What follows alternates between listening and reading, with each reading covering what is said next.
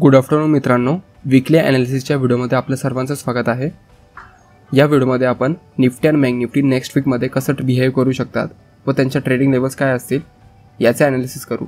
तर तुम्ही हा व्हिडिओ प्लीज पूर्ण नक्की बघा, कारण यामध्ये आपल्याला खूप काही शिकायला मिळेल व टेक्निकल ॲनालिसिस कसं केलं जातं याची ओळख होईल। तर चला बँक निफ्टीपासून स्टार्ट करू। जर आपण बँक निफ्टीचा 1 वीकचा चार्ट बघितला तर बँक निफ्टीने या वीकमध्ये पूर्ण टाइम कन्सोलिडेशन केलेला आहे व हा पूर्ण वीक बँक निफ्टीने फक्त 41,800चा हाय व 41,100चा लो म्हणजे 700 पॉईंटमध्ये हा पूर्ण वीक घालवला आहे व आपल्याला इथे एक डोजी टाईपची कॅन्डल दिसत आहे। सेलर्सने बँक निफ्टीमध्ये मोठी सेलिंग आणली, नंतर बायर्सने एक चांगली स्ट्रॉंग बुलिश कॅन्डल बनवली व त्यानंतर सेलर्स आणि बायर्स कन्फ्यूज झाले आहे की आता मार्केटला कुठे घेऊन जायचं, तर यासाठी डोजी बनलेला आहे। तर आपण डेली टाईम फ्रेमवरती येऊ।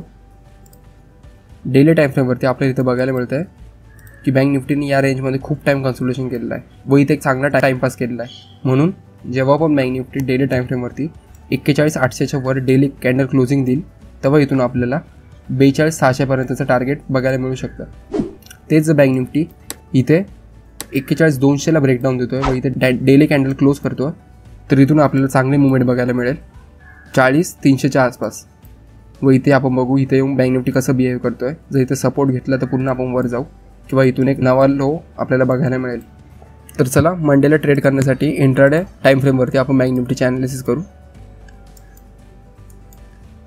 बँक निफ्टीने या रेंजवरती खूप टाइम कन्सोलिडेशन केलेलं आहे। जर बँक निफ्टी इथे कुठे ओपन होतो व अपर साईडला येऊन 5-10 मिनिट कन्सोलिडेशन नंतर जर ब्रेकआउट देतो तर इथून आपल्याला 80 ते 110 पॉईंटचे आपल्याला अपमूव बघायला मिळेल।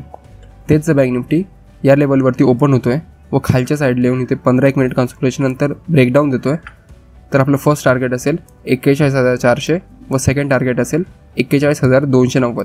तेच जर बँक निफ्टी गॅप ओपन होतो आहे या रेंजच्यावर तर इथं तू जेव्हा सपोर्ट घ्यायला येईल व इथे जे आपल्याला एखादी बुलिश कॅन्डल बघायला मिळते तर तू बँक निफ्टी एक चांगला अपमूव द्यायला तयार होऊन जाईल। तेच जर bank Nifty gap down open होतो आहे 41,400च्या आसपास तर इथे बँक निफ्टीला स्टार्टिंगला आधी सपोर्ट भेटेल, कारण इथे खूप टाईम बँक निफ्टीने कन्सोलिडेशन केलेलं आहे व जिथे पण खूप जास्त कन्सोलिडेशन होतो तो झोन सपोर्ट आणि रेजिस्टन्स सारखा वर्क होतो।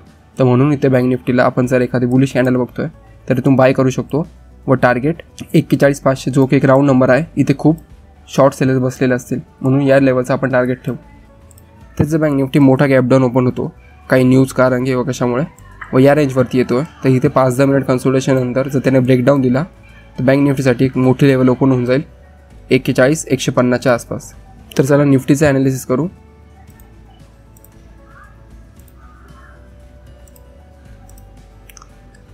जर आपण निफ्टीचा वीकली टाइम फ्रेम बघितला तर निफ्टीने पण एक डोजी क्रिएट केलेली आहे व इथे एक कन्फ्युजन दिसत आहे, तर म्हणून आपण ट्रेड करण्यासाठी डेली टाइम फ्रेमवरती येऊ। जेवढं चांगलं कन्सोलिडेशन बँक निफ्टीमध्ये झालं आहे तेवढं चांगलं निफ्टीमध्ये नाही झालेलं आहे। बँक निफ्टीमध्ये एकाच रेंजमध्ये झालेलं आहे, पण निफ्टीने वर एक ब्रेकआउट दिला होता व वर जाऊन थोडं कन्सोलिडेशन करतोय, तर म्हणून निफ्टीमध्ये आपण थोडी अप्पर लेवल घेऊ। जर निफ्टी 17,900च्या वर एक स्ट्रॉंग बुलिश कॅन्डल क्लोज करतोय तरच आपण 18,150च्या आसपासचा टार्गेटचा एक ट्रेड प्लॅन करू शकतो डेली टाइम फ्रेमवरती। जर निफ्टी खाली येतोय व 17,700च्या लेवलला ब्रेकडाऊन देतोय तर इथून आपल्याला एक न्यू लो बघायला मिळेल व निफ्टी 17,350ला क्रॉस करून अजून खाली जाण्याचा प्रयत्न करेल। तर चला मंडेला ट्रेड करण्यासाठी आपण इंट्रा टाइम फ्रेमवरती येऊ। फ्रायडेच्या सेशनला निफ्टीनं खूपच चांगलं एका रेंजमध्ये कन्सोलिडेशन केलेलं आहे। जर मंडेला निफ्टी या रेंजमध्ये ओपन होतो व वरच्या साईडला येऊन 5-10 मिनिट कन्सोलिडेशन नंतर जर क्रॉस करतो हायला तर थर्सडेच्या सेशनला जो त्याने हाय मारला होता किंवा जी क्लोजिंग होती 17,900च्या आसपास तिथपर्यंत आपण फर्स्ट टार्गेटचा एक ट्रेड प्लॅन करू शकतो। जर निफ्टी 17,900ला येऊन किंवा इथे डायरेक्ट गॅप ओपन होऊन इथे कन्सोलिडेशन करतोय 15-1 मिनिट वच त्याने ब्रेकआउट दिला तर इथून आपण 18,000चं टार्गेट एक ट्रेड प्लॅन करू शकतो। जर निफ्टी गॅप डाऊन ओपन होतोय छोटासा गॅप डाऊन किंवा न्यूट्रल ओपन होऊन जर खाली येतोय व या रेंजवरती 10-1 मिनिट कन्सोलिडेशन नंतर जर त्याने ब्रेकडाऊन दिला तर निफ्टी पुन्हा फर्स्ट टार्गेट असेल हा लो व सेकंड टार्गेट असेल इथून जो तो गॅप ओपन झाला होता व एक स्ट्रॉंग बुलिश कॅन्डल बनवली होती तो लो आपला सेकंड टार्गेट असेल। जर निफ्टी गॅप डाऊन ओपन होतोय या रेंजच्या आसपास तर इथे जर त्याने एखादी रेंज बनवली स्टार्टिंगला किंवा जर आपल्याला एखादा ट्रेंड लाईनचा ब्रेकडाऊन दिसतो खालच्या साईडला 5 मिनिटच्या टाइम फ्रेमवरती किंवा 2 मिनिटाच्या तर इथून आपण सेल करू शकतो व आपलं टार्गेट असेल 17,720च्या आसपास व सेकंड टार्गेट असेल 17,670।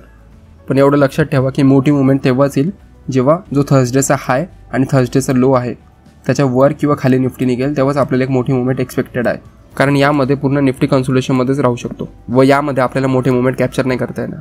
जर आपल्याला हा व्हिडिओ आवडला असेल व आपण काय शिकला असाल तर प्लीज व्हिडिओला लाईक करा व चॅनलला सबस्क्राईब करा। थँक्यू।